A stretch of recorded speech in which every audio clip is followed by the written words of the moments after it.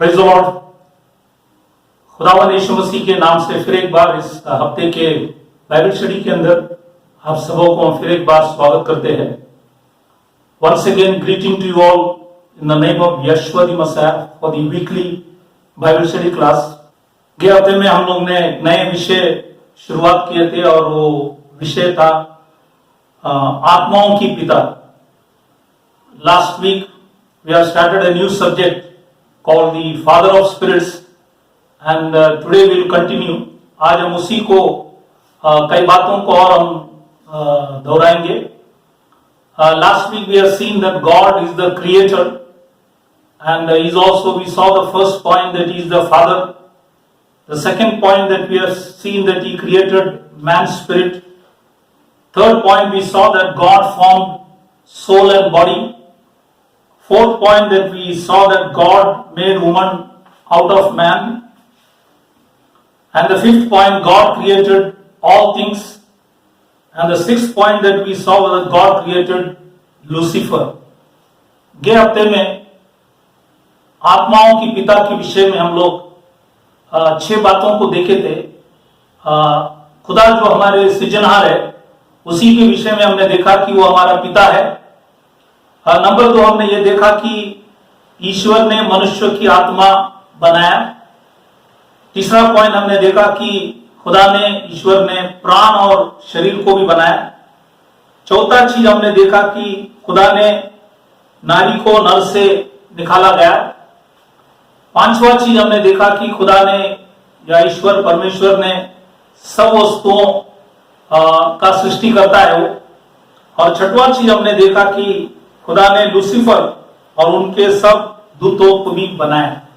तो आज उसी विषय को हम लोग कंटिन्यू कर रहे। आज हम जीवन के विषय में दूसरा मेन टॉपिक जो है जीवन के विषय में कई बातों को हम देखेंगे। इसमें भी हम लोग यहाँ पे जब देखेंगे यहाँ पे 6 बातों को यहाँ पे आज भी हम लोग देखेंगे। तो जीवन के विषय में मनुष्य का जीवन और पशुओं का जीवन कुछ बातों को हम लोग वचन से देखेंगे और जीवन को किस बातों से तुलना किया है और जीवन का जो काल आयु है उसी के विषय में भी हम लोग कुछ बातों को देखेंगे और हम क्या है इसी विषय में भी हम लोग कुछ बातों को देखेंगे। Today we will see about the life of man, animal and along with it we also see the life's comparison, the life span of man and then we also see what we are. So we will go point by point so that we may be able to understand it. हम एक एक बातों को देखें ताकि आप सबों को समझ में आए। तो इस विषय में जाने से पहले हम खुदा से विनती करें, प्रार्थना करें। तो आइए हम प्रार्थना करें। खुदावन यीशु मसीह राजाओं का राजा, प्रभुओं का प्रभु, न बदलता परमेश्वर, खुदावन आपको धन्यवाद करते। फिर एक बार इस बाइबल स्टडी के अंदर आपने हम सबों को मौका दिए, इसलिए धन्यवाद करते। सुनने वाले सुनाने वाले दोनों के ऊपर दया कर, तेरी आत्मा से प्रकाशित कर, रुआ उपदेश के जरिए हमारे समझ को खोल ताकि हम समझ कर तुझे आदर सम्मान करें। सबों को आशीष कर। छोटी सी विनती खुदावन यीशु मसीह के नाम से मांगता हूं, सुन कबूल कर, आमीन। So today we'll see about the life of man. There are 3 things in man. We saw last time that there is a spirit God created. Now that spirit is life, because in the book of Leviticus chapter 17:11 it says the life of the flesh is in the blood. So spirit is life. And the second thing is soul, that is the nature of the spirit. And the third thing is body, that is the flesh. Now these are the 3 things that we are comprised of. In 1 Thessalonians chapter 5:23 says, I pray God your whole spirit and soul and body be preserved blameless unto the coming of our Lord Jesus Christ. Now therefore these 3 things what I said, spirit, soul and body, when you read John chapter 14:6, there it is written, Jesus Christ himself said, I am the way, the truth and the life. So the body requires the truth. the body requires the way, soul requires the truth, and the spirit requires the life. As Jesus Christ said, I am the way, the truth, and the life. So body, soul, and spirit. So body requires the way, and the soul requires the truth, and the spirit requires the life. So also in the Old Testament, when we see tabernacle, there are three things that you see: the outer court, then the holy place, and the most holy place. Again, there are three. And so therefore, the same thing that you see, because the tabernacle is also the tabernacle of the Messiah. And then we also see that is also in the life of a man. Like body, soul, and spirit, there is outer court, holy place and the most holy place. आज ये मनुष्य की जीवन के विषय में यहाँ पे हम लोग कई बातों को जब देखेंगे तो यहाँ पे मनुष्य के अंदर तीन चीज है। एक है आत्मा, दूसरा है प्राण और तीसरा है शरीर। जैसे हम लोग पहला तस्सलोनिका 5वां अध्याय 23 वचन जब हम लोग पढ़ते तो वहां के अंदर परमेश्वर की दास ने यह लिखा है कि आत्मा और प्राण और देह हमारे प्रभु यीशु मसीह के आने तक पूरे पूरे और निर्दोष सुरक्षित रहे। तो आत्मा, प्राण, शरीर यीशु मसीह आने तक निर्दोष सुरक्षित रहे। तो खुदा चाहता है कि आत्मा, प्राण, शरीर। तो जैसे यूहन्न की सुवर्तमान 14वां अध्याय उसका 6वां वचन पढ़ता है तो खुदा यीशु मसीह ने कहा कि मार्ग, सत्य, जीवन मैं हूं। यहां पे भी तीन चीजें, जैसे शरीर को मार्ग चाहिए, प्राण को सत्य चाहिए और आत्मा को जीवन चाहिए। और ये चीज हम लोग जब जुना करार में भी खुदा के जब तंबू बनाया मूसा ने तो वहां पे भी तीन चीज था उस तंबू के अंदर। एक था बाग के आंगन, दूसरा था पवित्र स्थान और तीसरा था अति पवित्र स्थान।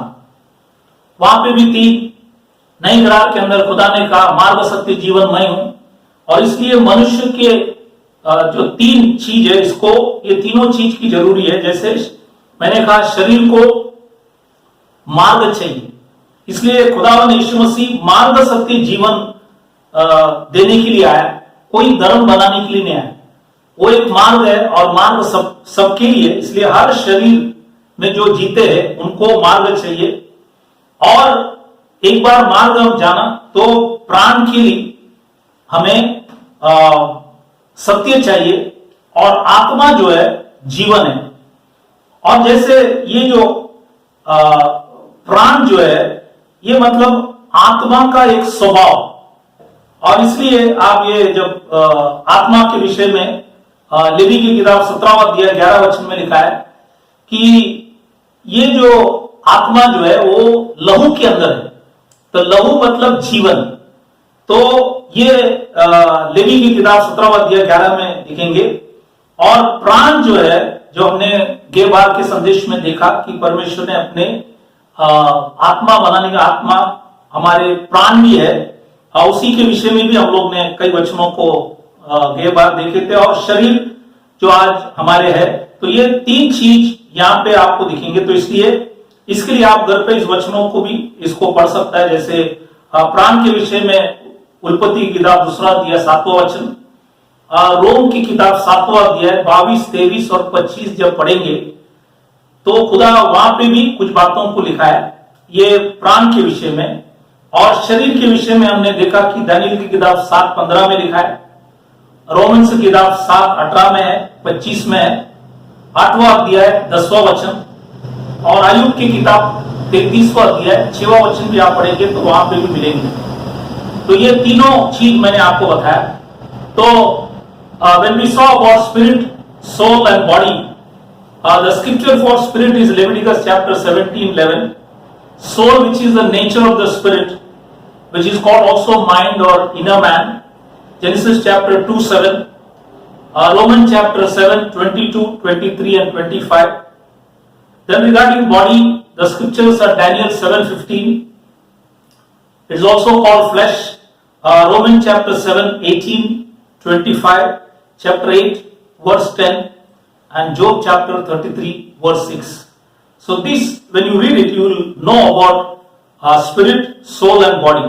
तो ये सारा वचन जब हम पढ़ेंगे तो हमको शरीर, प्राण और आत्मा के विषय में हमको इस वचन के द्वारा जानकारी हमें मिल सकेंगे. Next thing that we want to show you is, the second thing is that there are 5 senses in man. You all know it, the 5 senses. The first is hear. When you read Mark chapter 7:16, it is mentioned about hear.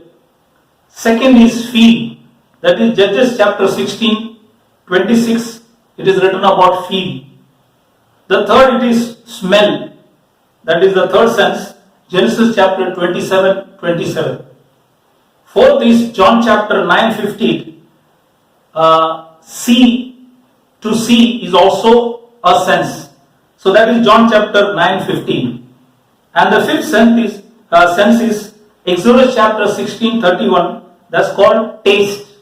So these are the 5 senses in man. The first is hear, second is feel, third is smell, fourth is see, fifth is taste. So these are the 5 senses in man. मनुष्य में दूसरा बात जो है बताना यह है कि मनुष्य के अंदर 5 इंद्रिय. ये 5 इंद्रिय, पहला जो है सुनना, वो मार्क सुवर्तमान 7:16 में हम पढ़ेंगे तो सुनने के विषय में लिखा है. नंबर 2 इंद्रिय जो है महसूस करना. न्यायाधीश की किताब 16वां अध्याय 26 में वचन पढ़ेंगे, महसूस करना. तीसरा जो है वास या गंध. तो वास या गंध मतलब उत्पत्ति की किताब 27वां अध्याय 27वें वचन में आप पढ़ेंगे तो वहां पे वास, ये भी एक इंद्रिय है, इसी के विषय में लिखा गया है. चौथा जो है देखना या देखो या देखना.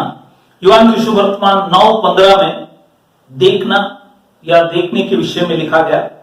और 5वां जो है निर्गम की किताब 16वां अध्याय 30 वचन जब पढ़ता है तो वहां पे स्वाद, टेस्ट, स्वाद के विषय में लिखा है. तो ये 5 इंद्रिय आज हमारे हर मनुष्य के अंदर है. Another thing that I want to show you is that in our subconscious or the inner man, which is soul, also there are 5 things there. The first thing is imagination, that you read in Genesis chapter 6:5. There is an imagination that every man imagine. So it is in the subconscious. The second thing is consciousness. That is John chapter 8:9. Conscious. Okay, that is the second thing. The third thing, in Proverbs chapter 10:7, it's mentioned about memory. We have memory. That is, we remember. The fourth thing is reason. Mark chapter 2:8. We have the power to reason. That is all in the subconscious. And the fifth thing is 2 Corinthians 7:15. That's called affection. अब जैसे 5 इंद्रिय है, उसी समान हमारे प्राण के अंदर 5 अच्छे तन है. ये अच्छे तन क्या है? एक है कि कल्पना करना. वो है उत्पत्ति की किताब 6वां अध्याय 5वां वचन में हम पढ़ेंगे तो कल्पना के विषय में हम कल्पना कर सकते हैं. ये उत्पत्ति की किताब 6:5 में लिखा गया है. दूसरा है यूहान की सुवर्तमान 8:9 जब पढ़ता है तो चेतना के विषय में लिखा गया है. यह है दूसरा जो हमारे अच्छा तन जो है हमारे प्राण के अंदर जो है, इसी के विषय में लिखा गया. और तीसरा जब नीतिवचन 10:7 जब पढ़ेंगे तो हमारे अंदर याद या स्मरण करना, याद करना, ये भी हमारे अंदर खुदा ने दिया गया. तो ये नीतिवचन 10:7 में लिखा गया. चौथा चीज जो है हम वजह मतलब हम उस विषय के विषय में हम लोग रीजन या वजह कर सकता है. तो ये है मार्क सुवर्तमान 2:8 में ये वचन आपको मिलेंगे. और 5वां चीज जो है दूसरा कोरिन्थियन 7वां अध्याय 15 में हम पढ़ेंगे तो वहां पे स्नेह के विषय में लिखा है या प्रेम, या इंग्लिश में लिखा है अफेक्शन. तो ये 5 चीज हमारे भीतर मनुष्य में, भीतरी मनुष्य मतलब प्राण के अंदर ये 5 चीज है, और बाहर जो है हमें 5 इंद्रिय है। इसी को मैंने आज यहाँ पे बताया। तो मैंने ये भी बताया मनुष्य के अंदर 3 चीज है, और यहाँ पे 5 इंद्रिय के बारे में बताया, और 5 अच्छे तत्व के बारे में भी मैंने आपको यहाँ पे बताया। So here I showed you there are 3 things in man. We also saw the 5 senses and the inner man, that is soul. There are subconscious. We saw also 5 things there. अब हम थोड़े आगे जाएंगे. Now we'll go a little forward. That is, we'll see something about animal also. Now animal or birds, they are also created by God. We have, when you read Genesis chapter 1, 20, 21, 24, 25 and Psalms 104, 25 to 30, you'll see that God created the animal spirit. But the animal has got only 2 things. Like, unlike man, we have 3 things. Animal has got only two things, that is spirit and body. They don't have soul, they don't have nature. So they don't know whether the water is good or not. They can't identify that. That all is given to man. So animal has got spirit and body, but animal has got one thing which is called instinct. Now that is a natural tendency. Instinct means a natural tendency to behave or to react in a particular way without thinking or having been taught. So here you see that animal or birds, they don't attend any class, or they don't go to a ITA class, or they don't go to college, but they have some instinct within them when they are born. Now that 3 instincts are, one is called the self instinct, animal has got, that is to find food. So they have a self instinct where they search for food, that is in them. The second instinct is called herd instinct. That means they always, for protection, they don't go alone. You see that always the birds and the animals, they are always with some more, not alone. That's called herd. They always go in a herd. Minimum you will see some will be there. They won't be alone. Now why they go in a herd? Because that is for protection. For protection they always go together. That is the second. And the third is the sex instinct, that is procreation. Now that is, they know it. They don't go to school to learn or anything, they know it. So these are the 3 instincts that animal has got, but animal has only spirit and body. They don't have a soul, so they don't know who their father, mother is. They don't know water is good or bad. All these things they are not able to understand. But they have a particular way, without thinking, without having been taught, they know how to take care of their life, and they do it, and they are being created by God. अब हम पशु के विषय में या पक्षी के विषय में जब देखते हैं, तो ये पशु को भी खुदा ने बनाया। उत्पत्ति की किताब पहला अध्याय 20, 21, 24, 25 वचन जब पढ़ेंगे, साथ में वचन संहिता 104, 25 से 30 वचन जब हम लोग पढ़ेंगे, वहां पे आपको समझ में आएंगे खुदा ने ही ये पशु पक्षी सबों को बनाया। लेकिन ये पशु में 2 ही चीज है, उनके अंदर आत्मा है और शरीर है, उनके अंदर प्राण नहीं है, मतलब उनके अंदर वो स्वभाव नहीं है सोचने का। और ये जो पशु है और जो पक्षी है, ये कहीं स्कूल में या ITA जाकर सीखा नहीं, या कोई कॉलेज स्कूल में गया नहीं, लेकिन इनके अंदर एक स्वाभाविक मूल प्रकृति है कि वो खुदा ने उनके अंदर डाल दिया है, कि उनको मालूम है कि कैसा, बाइबल के अंदर लिखा है कैसा करना है कोई चीज, उनको मालूम है, लेकिन उनको सिखाया नहीं, लेकिन उनको मालूम है कि कैसे करना है। 3 स्वाभाविक या मूल प्रवृत्ति है, और वो उनके अंदर स्वयं खुदा ने पहले ही दे दिया है। और उसमें यह है कि 3 चीज उनके अंदर है, उसको जैसे इंग्लिश में कहता है इंस्टिंक्ट, मतलब ये स्वयं वृत्ति जो है, वो एक है स्वयं वृत्ति, मतलब वो खाना ढूंढ सकता है, वो उनको समझ में आता है कि कहां पे जाके ढूंढना है, वो ढूंढता है। वो खाता है, उनके लिए वो जैसे मनुष्य मेहनत करता है वैसे नहीं, उनको मालूम है स्वयं जो वृत्ति मतलब वो खाना ढूंढते हैं।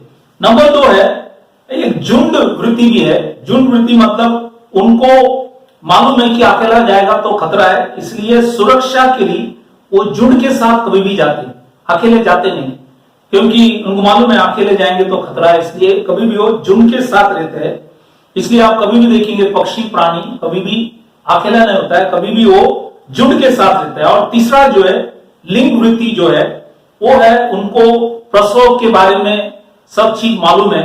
और ये 3 चीज है जो इन जानवरों के अंदर या पशुओं के अंदर, पक्षियों के अंदर ये आपको दिखने में आएंगे। और ये भी खुदा ने उनको बनाया और उनको खुदा ने स्वाभाविक मूल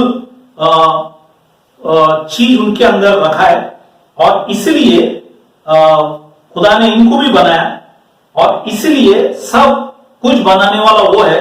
इसलिए मैंने आपको यहाँ पे पशु के विषय में भी आपको जानकारी दिलाया। The next thing that we will see here it is that we have seen about the animal part also. Now we see the 5th point. The first point that we saw that man has got comprised 3 things. The second that we saw that man has got 5 senses. We also saw 3rd thing, there is subconscious. What are the things? The 4th thing we saw about animal. The 5th thing, life's comparison. Life is compared to what? There are 4 scriptures that I want to enlighten you from the scriptures. One is James chapter 4:14 says, what is our life? It says it is even a vapor that appeareth for a little time and then vanishes away.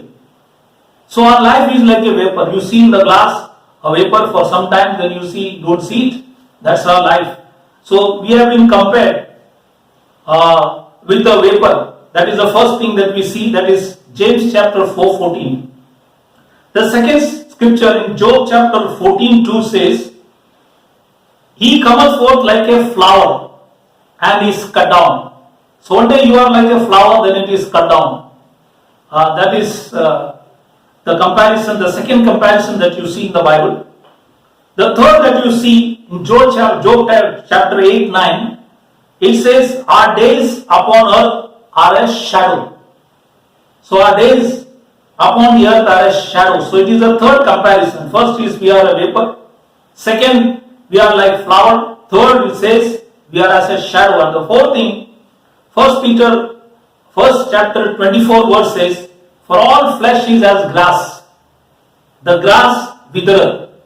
So our life is like a grass. Today it is there, tomorrow it is not there. So these are the 4 comparisons of man's life. First it is we are like a vapor. Second, we are like a flower. Third, we saw our life is like a shadow. And the fourth thing, we are all grass.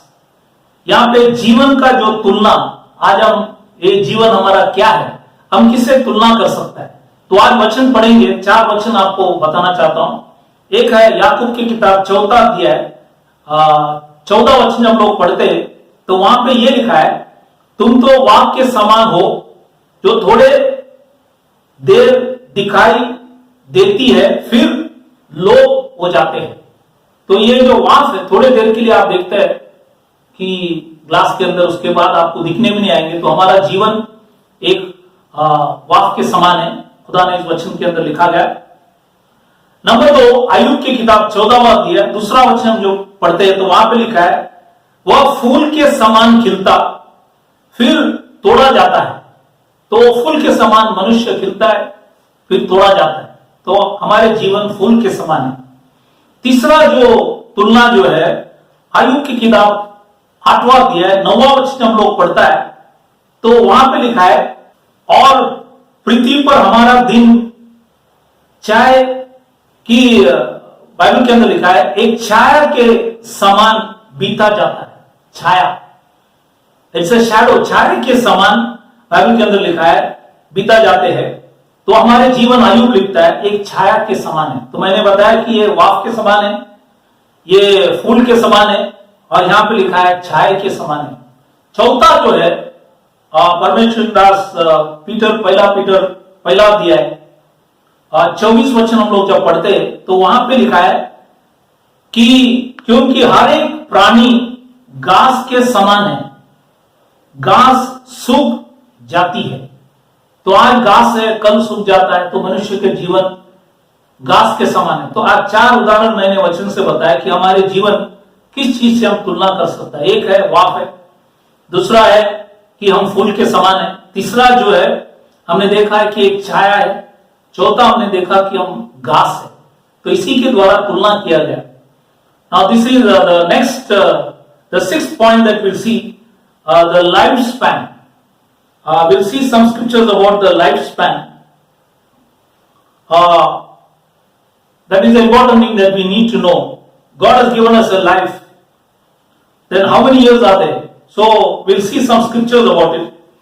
When we read the scriptures, when God created Adam and all the people there, you see that Methuselah lived 969 years. That is Genesis chapter 5:27. The highest a man lived was 969 years. That was Methuselah. Then you see that it was reduced in the time of Noah. It was reduced to 120 years. In Genesis chapter 6 verse 3 that you see that it was reduced to 120 years. Then in these last days it is 80 years or 70 years. And the fourth thing that you see is that Psalms 55 verse 23 says, a bloody and deceitful man shall not live half of their days. Many people don't know why people die so fast. Sometimes you feel why this has happened. But when you read the Bible, you will understand that bloody and deceitful men shall not live half of their days. That means if God has given 40 years, 70, 80 years or 70 years, then half means 40 or 35. Because all their life they have been deceitful or they did some things which were not right, and that's why God has written the scriptures. मनुष्य की जो जीवन काल जो है या मनुष्य के आयु के विषय में जब हम लोग वचन से देख रहा है, ये 6वां चीज है इस चीज के अंदर। तो ये 6वां चीज के अंदर जीवन का जो काल आयु के विषय में जब हम लोग वचन देखेंगे, तो जब खुदा ने आदम को बनाया और उनके जब संतति सब बनाए, तो वहां पे एक व्यक्ति था जिन्होंने सबसे ज्यादा समय जीवित था, उसका नाम था मेतुशीला। तो उत्पत्ति की किताब 5वां अध्याय 27 वचन जब पढ़ते हैं, तो 5वां अध्याय 27 वचन हम लोग पढ़ते हैं, तो वहां पे मेतुशीला बाइबल में लिखा है 969 साल वो जिए थे। ये व्यक्ति था सबसे ज्यादा समय जिया था। उसके बाद खुदा ने आयु को कम किया। जब भी पाप बढ़ता है तो मनुष्य की आयु कम होता है। नूह के समय खुदा ने इसको कम कर 120 किया। जब हम उत्पत्ति की किताब 6वां अध्याय 3रा वचन जब पढ़ता है, तो बाइबल के अंदर लिखा है मनुष्य की आयु 120 वर्ष किया गया। उसके बाद जो समय हम लोग बीते हैं, तो ये 80 साल 70 साल वचन में लिखा गया है। लेकिन एक विशेष बात, जब हम लोग वचन संहिता 55वां अध्याय 23 वचन जब पढ़ता है, तो खुदा ने लिखा है कि हत्यारे और छली मनुष्य अपने आदि आयु तक भी जीवित न रहेगा। तो अगर हम लोग सारा जीवन छल करते रहेंगे, गलत काम करते रहेंगे, बुराई करते, बहुत से लोग समझते नहीं कि मनुष्य जल्दी चले क्यों गए, लेकिन हर चीज का कारण होता है। इसलिए खुदा ने वचन में लिखे रखा है। यदि मनुष्य को उसने 80 साल दिया, 70 साल दिए, लेकिन हम लोग सारा जीवन अगर छल करते रहे या हत्या करते रहे या कोई बुराई पाप करते रहे, तो हमारे आयु जो है वो आधा में चले जाते। इस वचनों को खुदा ने यहाँ पे लिखा है। तो ये जीवन काल आयु के विषय में हम लोग कई वचनों को देखेंगे। तो 7 वचन है जो आज हम लोग एक के पीछे देखेंगे।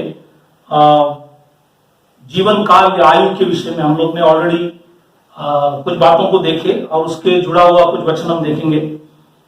वचन संहिता 90 उसका 10वां वचन में ऐसे लिखा है, हमारी आयु के वर्ष 70 तो होते हैं, आयु के वर्ष 70, और चाहे बल के कारण 80 वर्ष भी हो जाए।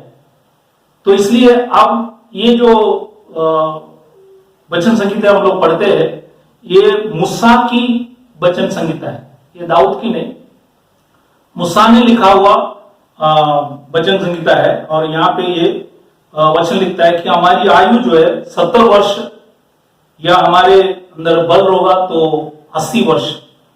Psalms chapter 90:10 regarding this lifespan. Psalms 90:10 says, "The days of our years are 60 years and 10, and if by reason of strength they be 80 years." 80 years. Now 1 is 20. So 80 means 80 years. 30 means 60 years, because 1 in the Bible is 20 years. So therefore it is 70 years or 80 years. दूसरा वचन जो है वचन संहिता इसका 31वां अध्याय 15 वचन जब लोग पढ़ते हैं, वहां पे वचन संहिता में यह लिखा है, मेरा समय तेरे हाथ में है। तो हमारा साल भी उसके हाथ में और हमारा समय भी उसके हाथ में है। इसलिए यह वचन में लिखा है कि मेरा समय तेरे हाथ में है। तो मतलब हर मनुष्य की समय खुदा के हाथ में है। Psalms 31 verse 15, when we read it, it says, "My times are in thy hand." So the years are also in his hand, and the times are also in his hand. So every man, we may understand through the scriptures that the years are in his hand, the times are also in his hand. Ayub की किताब 3रा वचन हम देखेंगे, 14वां अध्याय 5वां वचन हम लोग जब पढ़ते हैं, यहां पे आयुब लिखता है, मनुष्य का दिन नियुक्त किए गए हैं। तो दिन भी बाइबल में लिखा है नियुक्त किए गए, और उसके महीनों की गिनती तेरे पास लिखी है। तो महीनों की जो गिनती है बाइबल के अंदर लिखा है, वो भी तेरे पास लिखी है। मतलब कितना महीना, कितना समय, कितना साल, सब खुदा के हाथ में है। और लिखा है कि और तूने उसके लिए ऐसा सीमा बंदी है कि जिससे वह पार नहीं कर सकता। तो सीमा भी लगा दिया है, मतलब कितने महीने रहेंगे, कितने साल रहेंगे, कितने समय रहेंगे, सब चीज खुदा ने नियुक्त किया। तो आयुब के किताब में इस बातों को लिखा गया है। When we read the third scripture is Job chapter 14 verse 5. When we read it here, it says, "Seeing his days are determined, the number of his months are with thee." The number of the months are with thee. Thou hast appointed his bounds that he cannot pass. So he has numbered our years, numbered our times, and numbered our days and months also. So everything is in his hand. No man can escape. It is all in his hand. So we have to give our life in the hand of God so that he may take care of us. That's why all these scriptures I am giving so that you may be able to understand that nothing is in man's hand. It is God who does it. तो मनुष्य के हाथ में कुछ नहीं है, सब कुछ करने वाला वो है। इसलिए हम अपने जीवन को उसके हाथ में समर्पण करें कि साल भी उसी के हाथ में, समय भी उसी के हाथ में। और यहाँ पे हमने देखा कि महीनों का गिनती भी बाइबल में लिखा है तेरे पास लिखी है। तो महीना भी कौन सी महीने में मनुष्य गुजरता है ये भी खुदा को मालूम है। इसलिए मैंने ये 3 वचन बताया। 4था वचन जो है नीति वचन, 4था अध्याय 10वां वचन हम लोग पढ़ते हैं। वहां पे ये लिखा है, ये मेरे पुत्र, सब बच्चों को जो विश्वास करने वाले को लिखा है, ये मेरे पुत्र मेरी बात सुनकर ग्रहण कर, मेरी बात सुनकर ग्रहण कर, तब तू बहुत वर्ष तक जीवित रहेगा। तो अगर खुदा की बात को हम मानेंगे, अगर हमारी पाप की वजह से हमारी आयु कम होता है, लेकिन अगर हम खुदा के बातों को सुनकर अगर ग्रहण करेंगे तो हम खुदा क्या करेंगे, हमें माफ करेंगे और हम तो बहुत वर्ष तक जीवित रहेगा। वचन में लिखा गया। Proverbs chapter 4:10 says, Hear, O my son, that is every son that is born on this earth. He says, Hear, O my son, and receive my sayings, and the years of thy life shall be many. So if our life has to be many, then we must receive all the sayings that are written in the Bible. When we believe it, follow it, then our years shall be many, the Bible says. Along with it, there is another scripture that is given in Genesis chapter 15:15. When you read it, it says, God said to Abraham, that is before he could change his name, this is Abraham. He says, Genesis chapter 15:15, Thou shalt go to thy fathers in peace, and thou shalt be buried in a good old age. So good old age is also from God. That's why God said to Abraham, be with thy fathers in peace, and thou shalt be buried in a good old age. So good old age is also from God. जो वचन हमने अभी नीति वचन में देखा गया, उसी के जुड़ा हुआ वचन है उल्पत्ति की किताब 15वां अध्याय 15 वचन में खुदा अब्राहम से कहता है, तू तो अपने पितरों में कुशल के साथ मिल जाएगा। तुझे लिखा है कि पूरे बुढ़ापे में मिट्टी दी जाएगी। पूरे बुढ़ापे, मतलब वो बुढ़ापा अधूरा नहीं, पूरे बुढ़ापे में मिट्टी दी जाएगी। मतलब अच्छे उम्र में जो है वो भी खुदा से है, सब कुछ उसी के हाथ में। इसलिए अब्राहम से इस वचन को कहा गया। इसलिए मैंने आपको यहाँ पे दो वचन साथ में बताया, नीति वचन 4:10 और उल्पत्ति की किताब 15वां अध्याय 15 वचन। पांचवा जो वचन है आयुब की किताब 36वां अध्याय 11 वचन जब हम लोग पढ़ते हैं, यहां पे आयुब लिखता है, यदि वे सुनकर उसकी सेवा करें, अगर आप खुदा के वचन को सुनकर उसकी सेवा करें, तो वे अपने दिन कल्याण से, कैसे लिखा है कि कल्याण से, और अपनी वर्ष सुख से पूरे करते हैं। तो कल्याण से अगर और सुख से होना है तो हमें बाइबल के अंदर लिखा है उसकी बातों को सुनना है, उसी की सेवा करना है।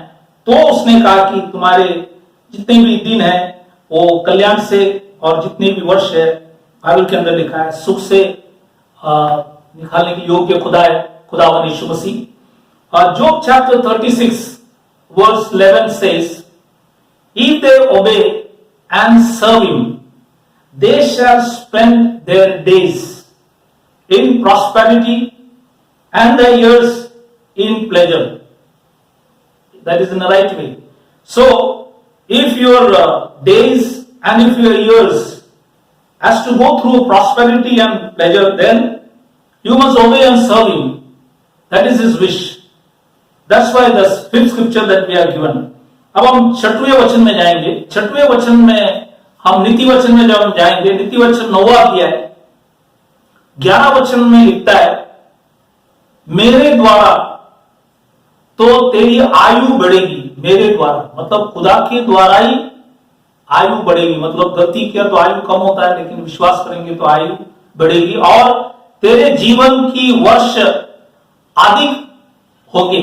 तो अगर हमारे जीवन की वर्ष अधिक होना है, नीति वचन में लिखा गया है, वो खुदा के द्वारा ही होता है। मनुष्य अपने आप को कुछ नहीं कर पाते, इसलिए इस वचन को यहां पे लिखा गया। The sixth scripture is Proverbs chapter 9:11 says, for by me thy days shall be multiplied and the years of thy life shall be increased. That's why you see the Bible, God increased the life of King Hezekiah.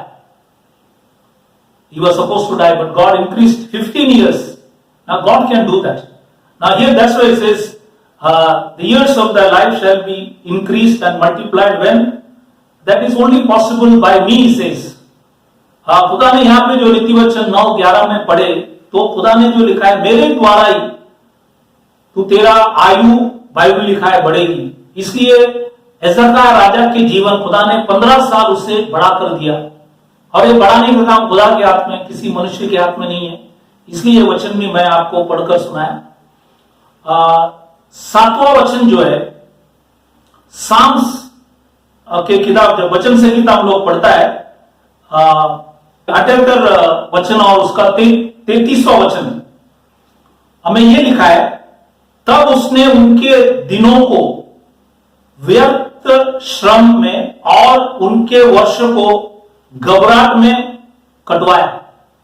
तो आज Israel लोग जब खुदा को माना नहीं, तब ये इजराइल लोगों के विषय में लिखता है कि उनकी जो दिन था और उनकी जो साल था कैसे गया। देखो, होता है व्यर्थ श्रम में, और वर्ष कैसे गए, सारा वर्ष घबराहट में कटवाया।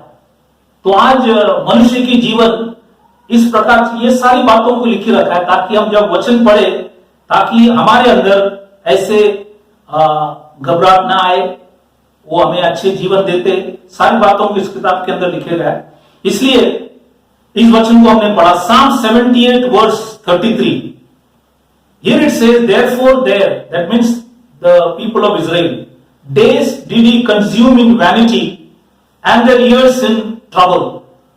So all the Israelites, when they disobeyed God, their days and their years were in trouble and in vanity they were going through.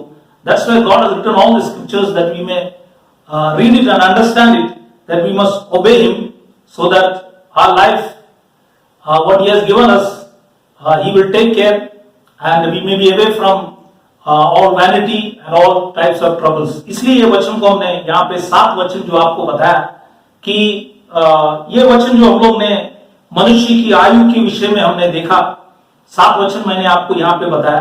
अब हम तीसरा मेन पॉइंट पे जाएंगे कि हम क्या है, कि हम क्या है।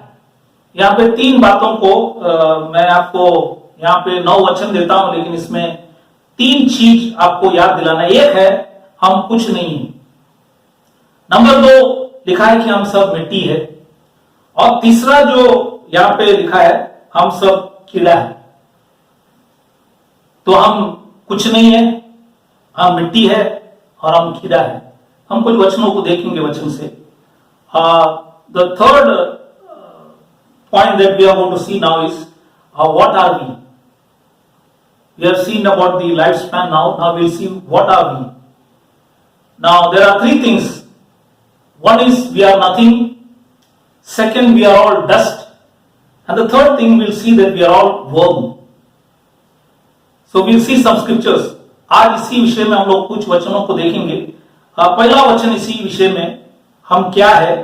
पहला वचन है 2 कोरिन्थियन 12वां अध्याय 11वां वचन। हम लोग जब पढ़ते तो वहां पे प्रभु का दास ऐसा लिखा है, क्योंकि यद्यपि मैं कुछ भी नहीं, यदि मैं कुछ भी नहीं, तो भी उन बड़े से बड़े प्रेरितों से किसी बातों में कम नहीं हूं। पॉल लिखता है, मैं कम नहीं, लेकिन फिर भी उसने लिखा है यहां पे, मैं कुछ भी नहीं।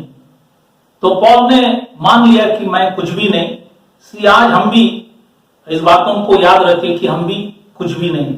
First scripture is what are we. The first scripture is 2 Corinthian chapter 12 verse 11। Here it says, for in nothing am I behind the very chiefest apostle, though I be nothing. So if we are nothing, then God can do something. But if you say that I am something, then God can do nothing. So therefore, this scripture is very important. Paul himself admits that I am nothing. Though he says, I am not behind the chiefest apostles, but yet he proclaims that I am nothing. तो यहाँ पे हमने वचन देखा कि Paul ने पहले वचन में हमें यह देखा कि हम कुछ नहीं है। ये वचनों को मैंने आपको यहाँ पे बताया। बहुत से वहां पे प्रेरित लोग थे, लेकिन फिर भी पॉल लिखता है कि मैं कुछ नहीं, लेकिन जितने भी प्रेरित था उसे मैं कम भी नहीं, लेकिन मैं कुछ नहीं करके उन्होंने कहा गया। दूसरा वचन जो है उसी के विषय में, हम क्या है। गलेशियन की किताब 6वां अध्याय 3रा वचन हम लोग पढ़ते हैं, तो वहां पे परमेश्वर के दास ने ऐसा लिखा है, क्योंकि यदि कोई कुछ ना होने पर भी अपने आप को कुछ समझता है, तो अपने आप को धोखा देता है। तो अगर हम लोग अपने आप को, अगर हम लोग समझे कि हम लोग कुछ है, अगर है नहीं, तो हम अपने आप को क्या करता है, धोखा देता है। इसलिए हम लोग इस बातों को ख्याल करें, हम हर समय सोचे कि क्या है। अगर हम कहेंगे कि हम कुछ नहीं है तो खुदा कुछ कर सकता है, लेकिन अगर हम कहेंगे कि मैं कुछ हूं तो खुदा कुछ नहीं कर सकता है। इसलिए यहां पे वचन हमने देखा, the second scripture is Galatians chapter 6:3 says, for if a man think himself to be something when he is nothing, he deceiveth himself. So we become a deceiver. So we should always be careful to say that we are nothing. What we are today, it is because of the Lord Jesus Christ. आज हम अपने आप से कहना चाहिए, मैं कुछ नहीं, जो भी है ये खुदावंद यीशु मसीह के द्वारा ही है। तीसरा वचन जो है हम लोग देखेंगे, रोमा की किताब उसका 12वां अध्याय तीसरा वचन हम लोग पढ़ते हैं। तो ये 12 रोमा की किताब 12वां अध्याय तीसरा वचन में ऐसा लिखा है, क्योंकि मैं उस अनुग्रह के कारण जो मुझको मिला है, बोलता है अनुग्रह के कारण जो मुझको मिला है, तुम में से हर एक से कहता हो कि जैसा समझना चाहिए उससे बढ़कर कोई भी अपने आप को ना समझे। जितना समझना चाहिए उतना ही समझना, उससे बढ़कर नहीं समझना चाहिए, पर जैसा परमेश्वर ने हर एक को विश्वास परिमाण के अनुसार बांट दिया है, वैसे ही सुबुद्धि के साथ अपने को समझे। तो हम लोग जो खुदा ने बुद्धि दिया है उसी के अनुसार हम अपने आप को बड़े नहीं समझे, लेकिन खुदा ने जो अनुग्रह किया, परमेश्वर के दास लिखता है, हम बढ़कर कोई ना अपने आप को ना समझे कि हम कोई बड़ा है, क्योंकि आज जो भी हम उसी के द्वारा, इसलिए ये वचन आपको दिया गया। The third scripture when we read Romans chapter 12 verse 3 says, for I say through the grace given unto me to every man that is among you, not to think of himself more highly than he ought to think, but to think soberly, according as God hath dealt to every man the measure of faith. So Paul says, every man that is among you, that is in Romans, he is talking to the Roman church, and he says, we must not think himself more highly than he ought to think. So we should always be careful to the scriptures and we must act accordingly. आज ये वचन के द्वारा खुदा ने हमें समझाया कि हम अपने आप को बढ़कर कोई अपने आप को न समझे कि बढ़कर मैं कुछ हूं और मेरे पास बुद्धि है, समझ है, ये सब मिनटों में चले जा सकता है। इसलिए हम अपने आप को उसके आधीनता में रहे, जितना हम है उतना ही हम बोले, हम बढ़कर कुछ चीज ना करें। लेकिन ये हर एक को खुदा ने बाइबल के अंदर लिखा है, विश्वास के परिमाण के अनुसार सबको खुदा ने बांट दिया है, उसी के अनुसार हम चले। इसलिए इस वचन को मैंने बताया। चौथा जो वचन है, पहला कुरिन्थियन 8वां अध्याय 2 वचन में यहां पे यह लिखा है, यदि कोई समझे कि मैं कुछ जानता हूं, अगर कोई समझता है कि मैं कुछ जानता हूं, तो जैसा जानना चाहिए वैसा अब तक नहीं जानता। क्योंकि बहुत सी चीज है जानने का, तो हम कभी भी अधूरा है, बहुत सी चीज हमें सीखना है, समझना है। इसलिए यहां पे परमेश्वर के दास इस वचन को लिखा गया, हम ये नहीं कहे कि हम कुछ जानता है, जितना भी जानता है कम है। इसलिए यहां पे वचन लिखा गया, अगर बोलेंगे हम कुछ जानता है तो लिखता है कि हम कुछ नहीं जानता है, क्योंकि जानने का बहुत चीज है। इसलिए इस वचन को भी यहां पे लिखा गया। Fourth scripture in 1 Corinthians chapter 8 verse 2 says, and if any man think that he knows anything, he knows nothing yet as he ought to know. So we must not think that we know many things, but God says we know nothing yet as he ought to know. That's what the scripture says. 5वां वचन है, हम लोग जब सभाोपदेशक की किताब इसके 3 अध्याय 20 वचन में जब हम लोग जाते हैं, तो वहां पे सुलेमान राजा ये लिखता है, सब एक स्थान में जाते हैं, सब, कोई जात भेदभाव नहीं है, सब एक स्थान में जाते हैं, सब मिट्टी से बना है और सब मिट्टी में फिर मिल जाते हैं। तो मिट्टी से आया, मिट्टी में चले जाएंगे। तो मैंने कहा हम कुछ भी नहीं है। अब ये वचन जो हमने पढ़ा, यहां पे लिखा है कि हम मिट्टी है, मिट्टी से आया, मिट्टी में ही चले जाएंगे। Fifth scripture, book of Ecclesiastes, written by King Solomon. He says in Ecclesiastes chapter 3 verse 20, all go unto one place, all are of the dust and all turn to dust again. So we are nothing and we are dust. That's what the scripture says. We'll read some more scriptures. और भी कुछ वचनों को हम देखेंगे। छठवां वचन जो आपको बताना यह है, आयुब की किताब 34वां अध्याय जो है उसके 14 और 15 वचन जब लोग पढ़ते हैं, यहां पे यह लिखा है, यदि वह मनुष्य से अपना मन हटाए और अपना आत्मा और श्वास अपने ही में समेट ले, तो सब देहधारी एक संग नष्ट हो जाएंगे और मनुष्य फिर मिट्टी में मिल जाएगा। तो अगर परमेश्वर मनुष्य का श्वास प्राण ले लिया तो हम कहां पे मिलेंगे? बाइबल में लिखा है मिट्टी में मिलेंगे। Job, the sixth scripture, that is in Job chapter 34, verse 14 and 15, it says, if he set his heart upon man, if he gather unto himself his spirit and his breath, all flesh shall perish together, and man shall return again unto dust. So we have seen second scripture where it says, we are all dust. If God takes that spirit and his breath, then we all perish, and then we go back to dust from where we have been created. सातवां जो वचन है, वचन संहिता इसका 22वां अध्याय, छठवां वचन हम लोग जब पढ़ते हैं तो वचन में यह लिखा है कि ये वचन हम लोग पढ़ते हुए यहां पे लिखा है, परंतु मैं तो कीड़ा हूं। लिखा है कि मैं तो कीड़ा हूं, मनुष्य नहीं, मनुष्यों में मेरी नामधराई है और लोगों में मेरा अपमान होता है। यहां पे लिखा गया कि मैं कीड़ा हूं, तो मैं कुछ नहीं, मैं मिट्टी हूं, और यहां पे लिखा है कि मैं कीड़ा हूं।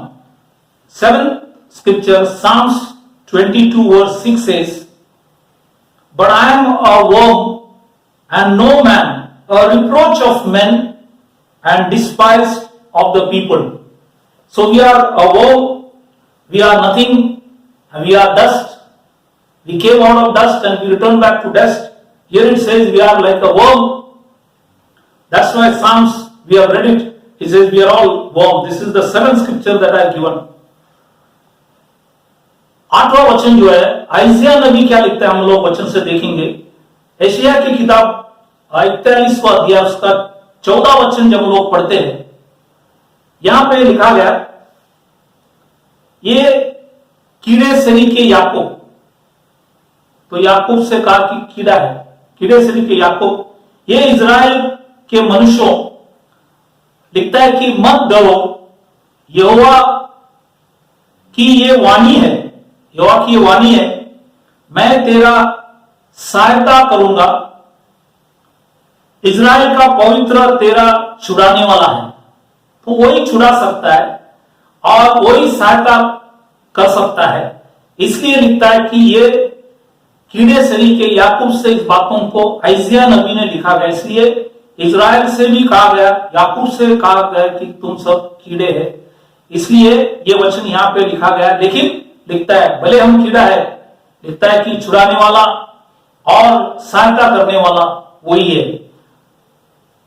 एक scripture, a prophet Isaiah, in Isaiah 41 verse 14 says, Lord thy God says, fear not, thou worm Jacob. So Jacob is called a worm.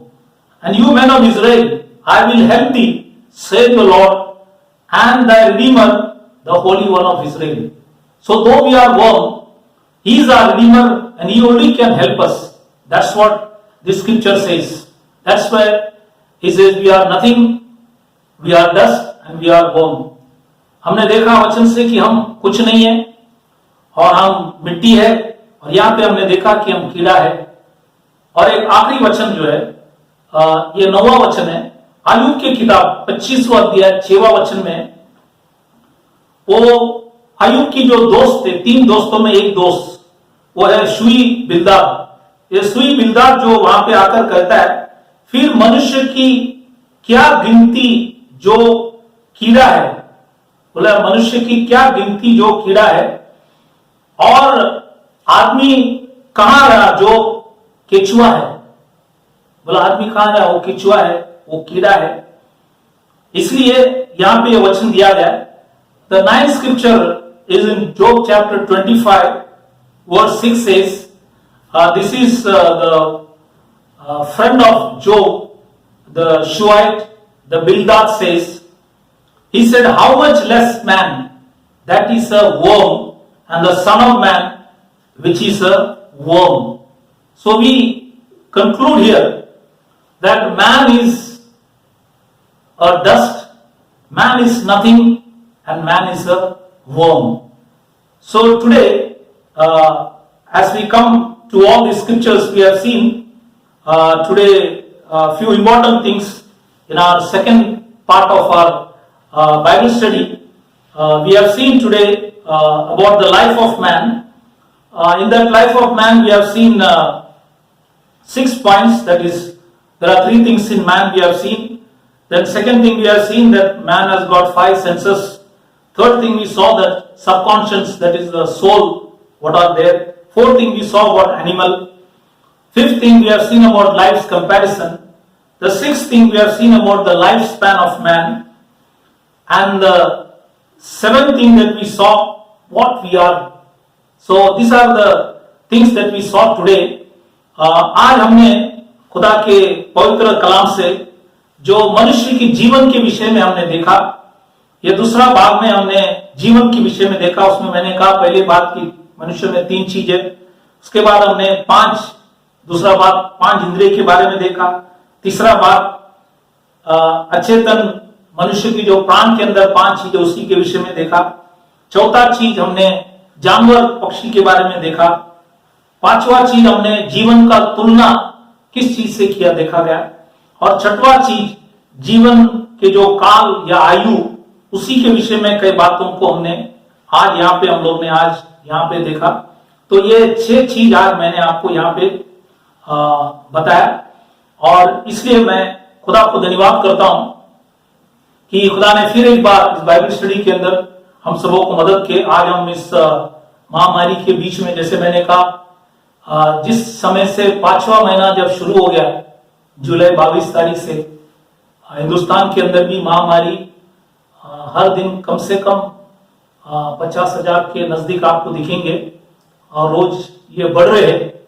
इसलिए हम इस बातों को ख्याल करें कि हम ज्यादा समय वचन पढ़ते हुए, खुदा के ऊपर भरोसा रखते हुए और प्रार्थना करते हुए अपने बिता हुआ जीवन को बिताने के लिए आप सभी से विनती है। हमारा जीवन उसी के हाथ में, इसलिए हम अपने जीवन उसी के हाथ में दे कि वो हमें चलाए। As we come to the close, I showed you that from July 25th, the pestilence in India has increased. Every day you see that from 22nd of July, we see that every day round about 50,000 cases are seen. Day by day it is increasing. Therefore, we must commit our life to Him, because He is the control of everything and He only can take care of us. And we may spend whatever time that is remaining in prayer, reading of the Word, and doing all that God has commanded, so that God may be able to bless us. So here we complete our second part. आज हम दूसरा भाग यहाँ पे समाप्त कर रहे। तो खुदा आप सबों को आशीष करे, आशीर्वाद करे, और अगले बार बचा हुआ बातों को भी हम देखें, ताकि खुदा आप सबों को आशीष करे, और इसी के द्वारा प्रभु आप सबों को विश्वास के अंदर बढ़ाए, वचन से चलाए। God bless you all and God keep you by the word. Thank you very much. Praise the Lord.